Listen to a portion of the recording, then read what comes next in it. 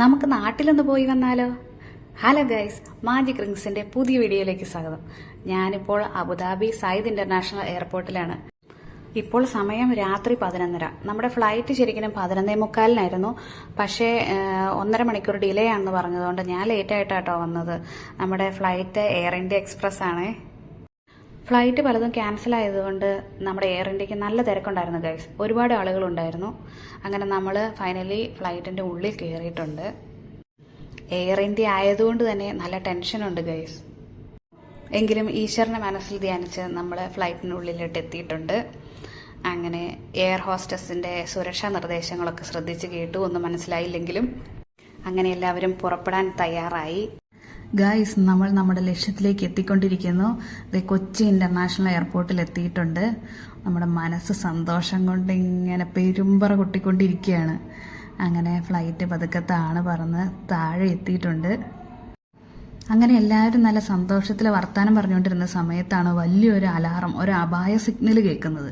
എല്ലാവരും ടെൻഷൻ അടിച്ച് അങ്ങോട്ടും ഇങ്ങോട്ടും നോക്കി. ഇപ്പോൾ ഒരു ചേട്ടൻ എണീറ്റ് എന്ന് പറയാം, സോറി എൻ്റെ അലാറം അടിച്ചതാണെന്ന്. ചേട്ടൻ ഡ്യൂട്ടിക്ക് പോകാൻ വേണ്ടി അലാറം സെറ്റ് ചെയ്ത് വെച്ചതായിരുന്നു, ഓഫ് ചെയ്യാൻ മറന്നുപോയി.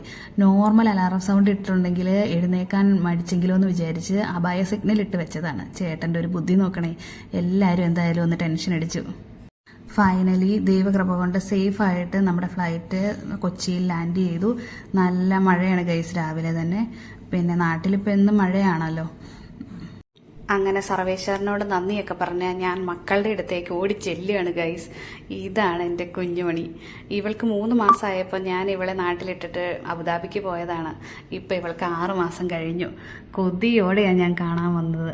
അവൾക്ക് എന്നെ മനസ്സിലാകുമെന്ന് എനിക്കൊരു സംശയം ഉണ്ടായിരുന്നു. പക്ഷേ അവൾ എന്നെ ചിരിച്ചു കാണിച്ച് അവൾക്ക് എന്നെ മനസ്സിലായി ഗൈസ്. ഞാൻ വളരെ ഹാപ്പിയാണ്. അവള് ചിരിച്ചില്ലേ? അവള് ചിരിക്കുന്നുണ്ട്.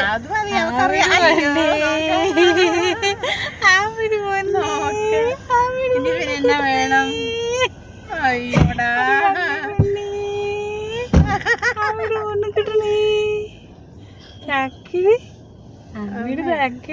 സങ്കടം അറിയില്ലേ?